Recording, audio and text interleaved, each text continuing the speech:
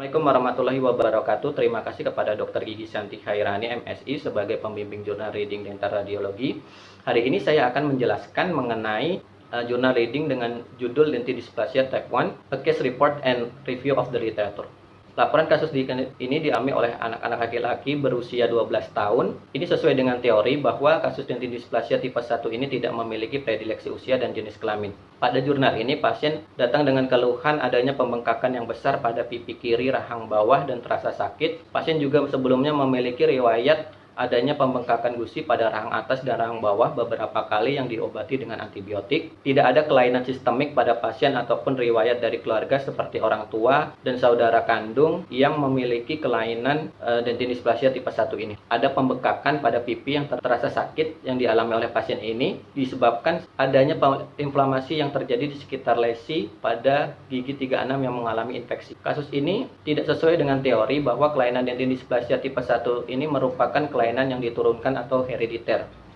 Pada pemeriksaan intraoral yang bisa dilihat bahwa menunjukkan pasien memiliki mahkota dengan karakteristik bentuk yang normal, namun warna gigi sedikit lebih kuning daripada warna yang seharusnya pada usianya. Adanya mobilitas gigi pada incisifus rahang atas dan rahang bawah disertai adanya pembengkakan yang terasa sakit saat dipalpasi pada bukal gigi 36. Pasien juga memiliki oral hygiene buruk, karies pada hampir seluruh gigi, persistensi gigi 65 dan 74, serta adanya prolong retensi pada gigi 63 dan 73. Nah, gejala klinis yang dialami pasien pada kasus ini sesuai dengan teori yang menyatakan bahwa dentidysplasia tipe 1 memiliki mahkota gigi dengan bentuk yang normal, dengan warna gigi yang normal ataupun kuning kecoklatan, serta adanya kegoyangan gigi dan pembengkakan pada gusi. Ini adalah pemeriksaan radiologi pada pasien. Pada gambaran radiografi dapat dilihat adanya gambaran radiopak pada seluruhan struktur kamar pulpa dan saluran akar pada seluruh gigi yang telah erupsi,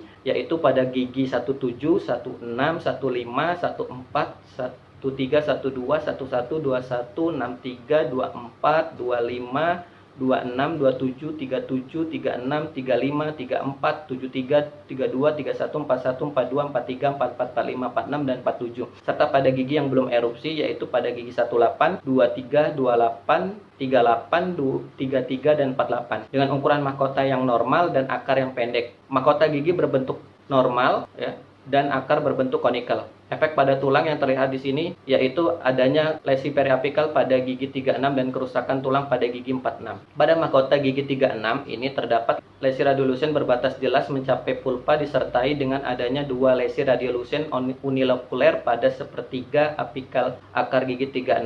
Pada lesi dengan epicenter yang berada pada akar mesial yaitu berukuran 55 x 30 mm berbentuk oval meluas ke arah distal gigi 34 dan distal gigi 36. Pada lesi dengan epicenter akar distal, gigi memiliki diameter 20 mm berbentuk bulat meluas ke arah furkasi 36 dan mesial akar gigi 37. Masing-masing lesi ini terlokalisasi unilateral berbatas jelas dengan tepi sklerotik dan menyebabkan resorpsi eksternal pada sepertiga apikal akar mesial dan distal gigi 36 serta berbentuk irreguler. Pada gigi 46 terdapat lesi radiolucen pada mahkota gigi mencapai pulpa disertai dengan adanya kehilangan tulang pada bagian mesial dan distal gigi 46 meluas hingga sepertiga tengah akar dengan pola vertikal dan keterlibatan furkasi derajat 3 yang menyebabkan resorpsi eksternal pada sepertiga tengah akar gigi 46 dan akar berbentuk irreguler. Dari hasil pemeriksaan radiografi tersebut ditemukan bahwa pada seluruh gigi itu mengalami penutupan ruang pulpa dan saluran akar yang telah erupsi dan yang belum erupsi dengan ukuran mahkota yang normal dan akar yang pendek serta berbentuk konikel disertai adanya lesi periapikal pada gigi 36. Oleh karena itu dapat ditegakkan radiodiagnosis pada kasus ini adalah dentidysplasia tipe 1. Terdapat subtipe pada dentidysplasia tipe 1. Diagnosis subtipe pada jurnal ini yaitu dentidysplasia tipe 1A. Diagnosis subtipe pada jurnal ini kurang tepat karena sebagian besar gigi rahang atas dan rahang bawah ini terlihat terbentuk sedikit struktur akar yang merupakan ciri khas dari dentidysplasia tipe 1B, namun tidak ditemukan gambaran radiolucen ruang pulpa berbentuk bulan sabit yang merupakan ciri khas dari subtipe 1B juga. Gigi 36 memiliki ciri khas dari vista radikuler yaitu terjadi pada gigi dengan karies profunda yang terlihat adanya lesi radiolucen dengan epicenter berada di apikal gigi berbatas jelas dan sklerotik. sternotik. Dari laporan kasus ini adalah dentinogenesis imperfecta karena memiliki persamaan, yaitu adanya gambaran radiopak pada keseluruhan struktur kamar pulpa dan saluran akar gigi sulung dan permanen yang telah erupsi dengan ukuran mahkota yang normal disertai dengan rarefying osteitis gigi 36. Namun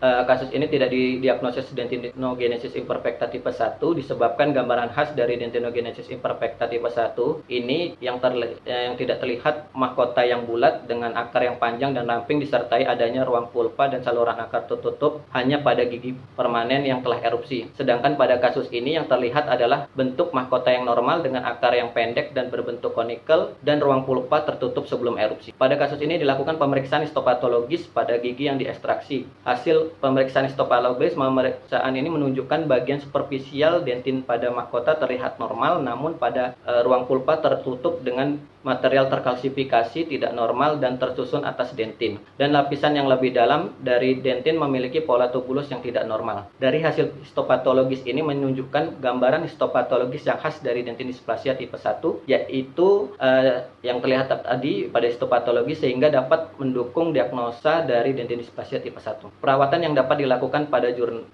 jurnal dapat dilihat pada tanda bulat berwarna merah, enukleasi pada lesi kista gigi 36 disertai dengan ekstraksi gigi 36, ekstraksi 63, 73, 74 pada karies dan ada mobilitas gigi dan restorasi pada gigi yang mengalami karies. Perawatan pada kasus ini dilakukan untuk memperbaiki oral hygiene dan kesehatan gigi pasien. Pada kasus ini perlu ditambahkan perawatan lain seperti scaling dan root planning untuk memperbaiki kondisi periodontal pasien karena pasien dentin displasia tipe 1 ini memiliki keluhan gigi goyang dan lepas sebelum waktunya. Gigi 46 dan 65 tadi masuk ke perawatan tambahan karena tidak disebutkan di jurnal, namun perlu diekstraksi karena tidak dapat dipertahankan.